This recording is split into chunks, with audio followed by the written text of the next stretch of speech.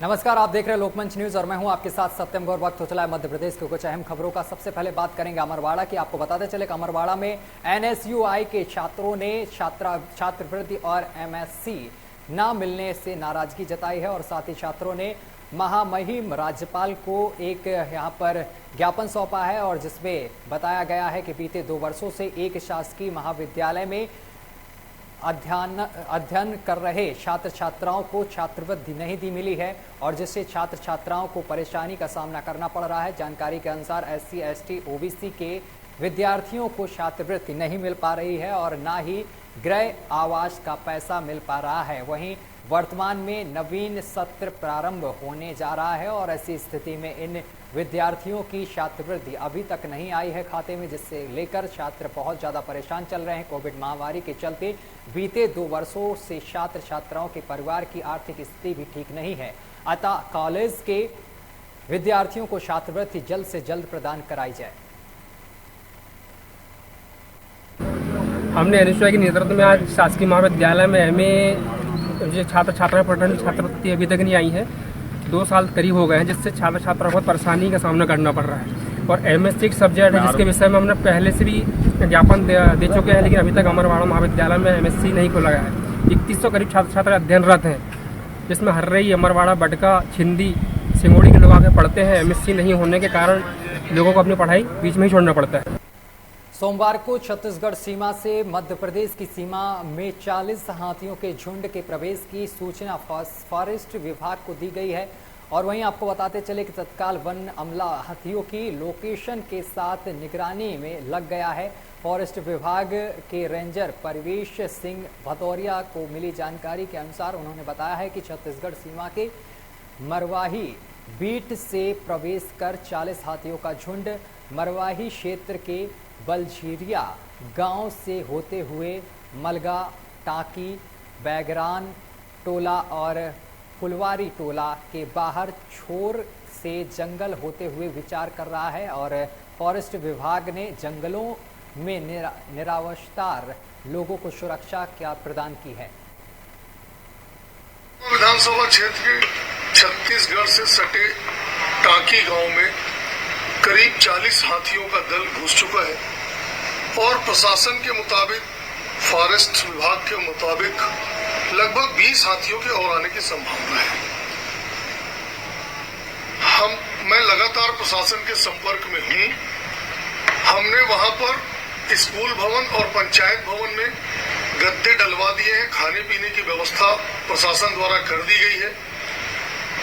मैं आप सभी से निवेदन कर रहा हूं कि जिन लोगों के भी कच्चे मकान हैं या ऐसे मकान हैं जो हाथियों द्वारा रात में नुकसान पहुंचाए। मध्य प्रदेश के छतरपुर में पूर्व विधायक शंकर प्रताप सिंह मुन्ना राजा ने जन चौपाल का आयोजन किया है, जहां कार्यक्रम का संचालन नवल तिवारी ने किया है और जन चौपाल में विधायक ने अपने पुत्र सिद्धार्थ शंकर बुंदेला के साथ लोगों की समस्याओं को सुना है। इस दौरान जन चौपाल में आमजन और मुन्ना राजा के बीच आत्मीयता की झलक देखने को मिली है और महिलाओं ने रो रो कर यहाँ पर कहा है कि हमने अधिकारियों को 2 साल पहले दाम दिए थे और लेकिन नामांतरण आज तक नहीं हुआ है।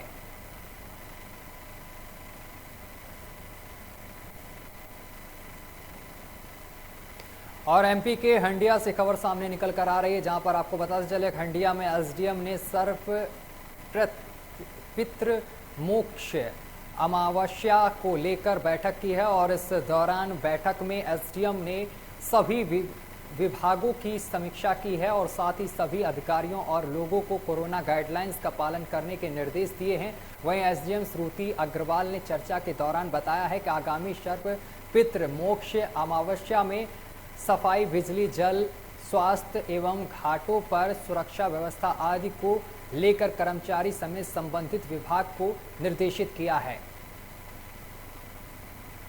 मोक्ष अमावस्या है यहाँ पर 6 तारीख को चूँकि हमारी अभी वर्तमान में कोरोना को लेकर के धारा 144 लागू है, जिसमें किसी भी तरह का सामूहिक आयोजन प्रतिबंधित है, तो इस चीज़ को मद्देनज़र रखते हुए और कोरोना के केसेस को मद्देनज़र रखते हुए हम लोग यही कोशिश कर रहे हैं कि सामूहिक तौर पे स्नान ना हो। यहाँ पे लोग अगर अपनी श्रद्धा भक्ति से आ भी रहे हैं तो वो काफ़ी डिस्ट्रीब्यूटेड वे में आए, हम ऐसा कोशिश कर रहे हैं और यही कोशिश करेंगे कि लोग थोड़े थोड़े इंटरवल्स में आए ताकि इकट्ठा भीड़ ना हो वहाँ पे, तो कोरोना की गाइडलाइंस का भी उल्लंघन ना हो।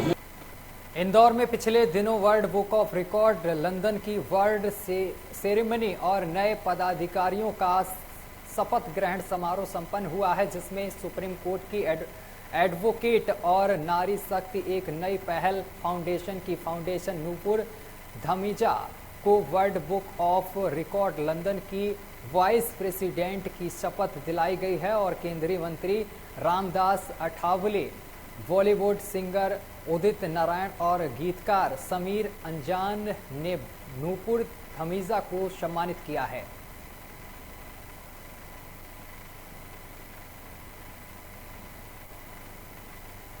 जगदलपुर से बड़ी खबर सामने निकल कर आ रही है। जगदलपुर के शहीद पार्क में BMI चेकअप हुआ है और की गई है जानकारी और साथ ही बताया गया है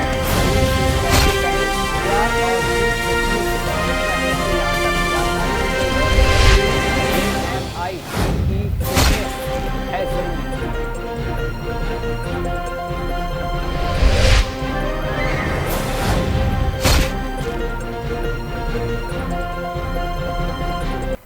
खबर झाबुआ से सामने निकल कर आ रही, जहां पर आज किसान संघ ने वृद्धि स्तर पर सरकार के खिलाफ नारेबाजी करते हुए रैली निकाली है।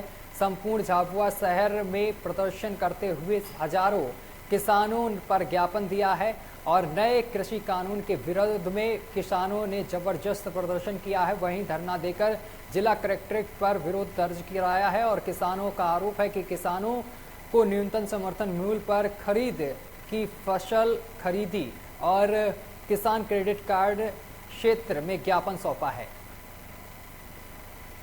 मैं परमजीत सिंह राष्ट्रीय किसान संगठन का मध्य प्रदेश का प्रवक्ता और राष्ट्रीय कमेटी का सदस्य हूँ। आज दिल्ली से संयुक्त किसान मोर्चा ने बंद का आह्वान किया था। जैसा कि आप लोगों को मालूम होगा कि 3% कानून का आज 10 महीने दिल्ली में बैठे हुए किसानों का हो चुका है। 700 से ज़्यादा हमारे साथी महिला पुरुष मिला के मृत्यु के काल में जा चुके हैं, लेकिन फिर भी सरकार को अभी तक जू नहीं रेंगा। जबकि प्रधानमंत्री ने यहाँ तक बोले थे कि हम 1 कॉल की दूरी पर हैं, लेकिन पता नहीं उनकी कॉल अमेरिका जाने के बाद भी मिला है कि नहीं मिला, ये मालूम नहीं चल पा रहा है। तो उस दिल्ली से जो संयुक्त किसान मोर्चा का आह्वान था, उसमें हमारी संगठन भी है, राष्ट्रीय किसान संगठन बंद था आज भारत बंद का, उसमें हमने रैली निकालने की कोशिश की है। जो और अगली खबर मंडला से सामने निकल कर आ रही, जहां पर भ्रष्टाचार की शिकायत की जांच से असंतुष्ट पंच और ग्रामीण ने मंडला घुघरी मार्ग पर चक्का जाम कर दिया है। दरअसल ग्राम पंचायत में वित्तीय अनियमितताएं और मनमानी को लेकर ग्रामीणों और पंचायत के पंचों से असंतोष हैं और साथ ही आपको बताते चले कि इसको लेकर पिछले दिनों सरपंच के खिलाफ अविश्वास प्रस्ताव भी पारित किया जा चुका है। ग्रामीणों ने बताया है कि ग्राम पंचायत गजराज में मासिक बैठक नहीं होती है और बिना पंचों के प्रस्ताव पारित कर निर्णय किया जाता है।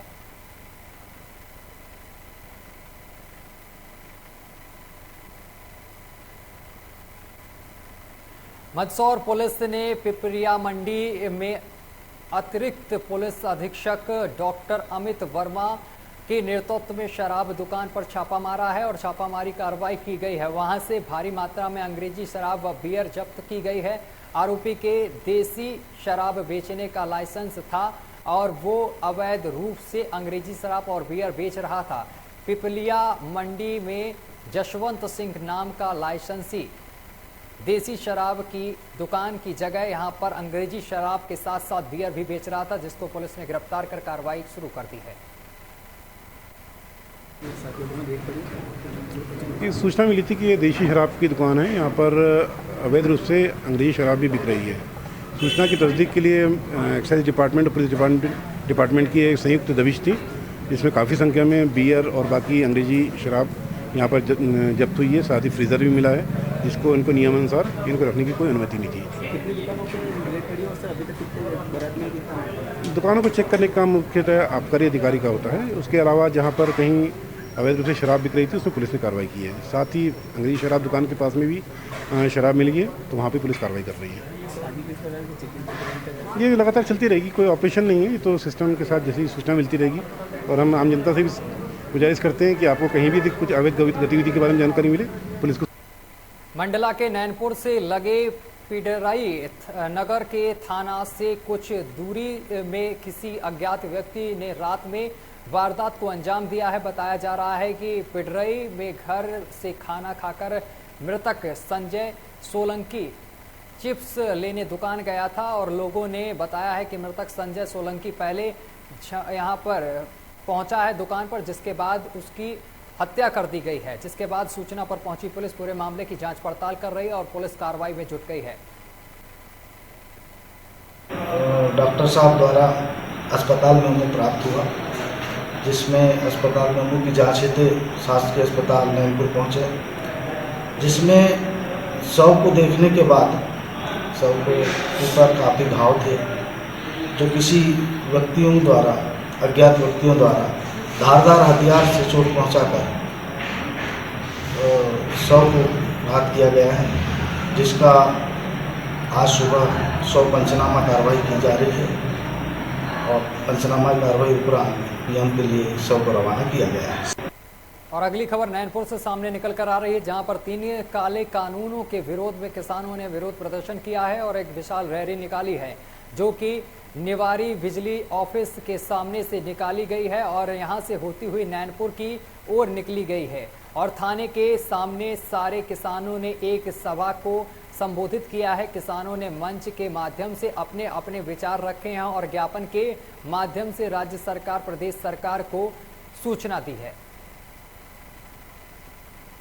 मजदूर महासंघ जिला अध्यक्ष अनुराग ठाकुर में हमारे किसान बंधु जो है 10 महीने से दिल्ली में हर बॉर्डर पूरे भारत में जहाँ तहाँ जैसे भी बन रहा आंदोलन चल रहा है और हमारे 700 से ज़्यादा किसानों ने शहादत दे चुके। उसका कारण है कि जो हमारे केंद्र सरकार प्रधानमंत्री नरेंद्र मोदी जी ने जो 3 कृषि कानून हम किसानों के सर पर लाद दिया है, उससे हमको हमारा जो समर्थन मूल्य और NSP ये जो पूरी तरह बंद हो जाएगा। और मैं एक छोटा सा उदाहरण देता हूँ कि ये लोग बोलते हैं कि ऐसा कुछ नहीं होगा।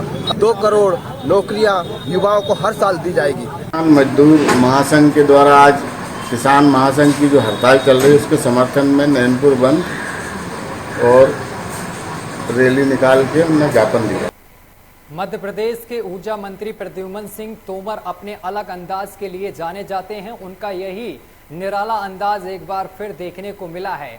निवाड़ी में आयोजित एक कार्यक्रम में जब एक किसान उनके पास अपनी शिकायत लेकर पहुंचा तो उन्होंने किसान के पैरों में सिर रखकर माफी मांगी। और दरअसल निवाड़ी जिले के देवेंद्रपुरा गांव में विद्युत सब इंस्पेक्टर का लोकार्पण किया जा रहा था और ऊर्जा मंत्री प्रद्युम्न सिंह तोमर इसी कार्यक्रम में शामिल होने पहुंचे थे। और इस दौरान एक बुजुर्ग किसान मंत्री के पास पहुंचा और उसने शिकायत करते हुए कहा कि उससे ट्रांसफार्मर रखाने के एवज से 10,000 रुपए विद्युत विभाग के अधिकारी मांगते थे।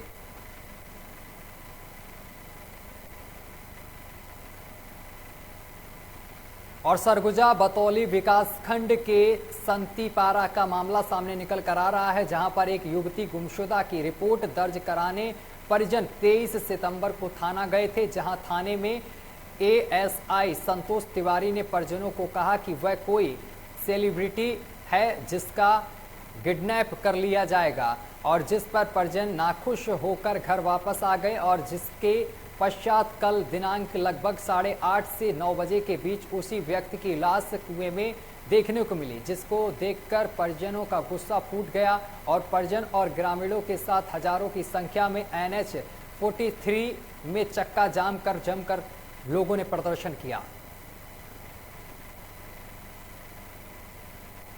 अगली खबर सिवनी से सामने निकल कर आ रही, जहां पर राष्ट्रीय किसान मजदूर महासभा के कार्यकर्ताओं और अन्य किसान मजदूर नौजवान 1 बजे जिला मुख्यालय के स्कूल ग्राउंड में पैदल रैली निकालकर गांधी चौक, नेहरू से नगर पालिका बस स्टैंड, कचहरी चौक होते हुए कलेक्ट्रेट कार्यालय पहुंचे, जहां काले कानून रद्द करो, फसल हमारी भाव तुम्हारा नहीं चलेगा जैसा क्रांतिकारी नारों के साथ मोदी सरकार का विरोध किया है और जमकर प्रदर्शन किया है। प्रदर्शन करने के साथ ही ज्ञापन भी सौंपा गया है। किसान आंदोलन के 10वां पूर्ण होने पर किसानों ने स्वैच्छिक भारत बंद का राजनीतिक दल ने भी सहयोग किया।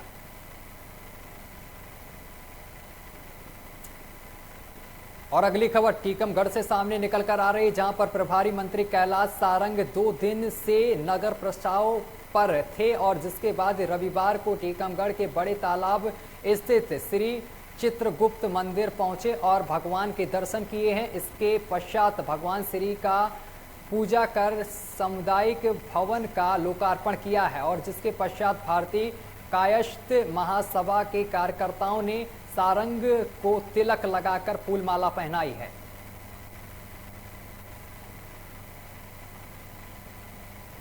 अगली खबर भी टीकमगढ़ से सामने निकल कर आ रही है, जहां पर मध्य प्रदेश के यूथ कांग्रेस के महासचिव शाश्वत सिंह बुदेला ने स्रोत कर्मचारियों की कई मांगों का समर्थन किया है और मध्य प्रदेश की समस्त बिजली कंपनियों में 45 वर्ष अनुभवी और शैक्षणिक योग्यता में कमी बताकर अधिकारियों को निष्कासित कर दिया है और कई वर्ष से कार्यरत आउटसोर्सेस कर्मचारियों का बिजली कंपनियों में बिना किसी शर्त के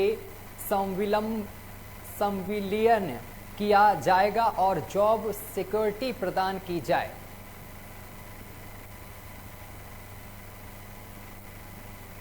जनसाहस संस्था और ग्रामीण स्वावलंबन समिति के माध्यम से मासिक, यहाँ पर आपको बताते चले कि मानसिक स्वास्थ्य और काउंसलिंग का कार्यशाला का हुआ है आयोजन, जिसमें सिमकिन बाल संरक्षण योजना अंतर्गत किशोर न्याय और बालकों की देखरेख एवं संरक्षण 2 दिवसीय प्रशिक्षण हुआ है और जिला स्तरीय प्रशिक्षण संपन्न हुआ है, जिसमें जिला कार्यक्रम अधिकारी ब्रजेश त्रिपाठी और महिला सशक्तिकरण अधिकारी मौजूद रही हैं।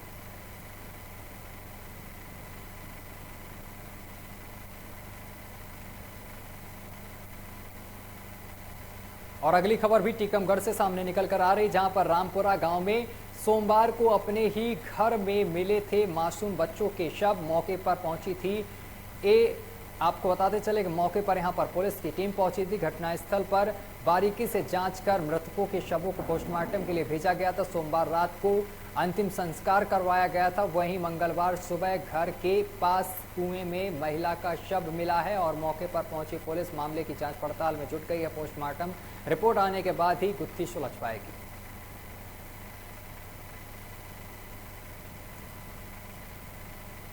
चलिए बुलेटिन में अभी के लिए बस इतना ही। देश दुनिया की तमाम खबरें देखने के लिए देखते रहिए लोकमंच न्यूज।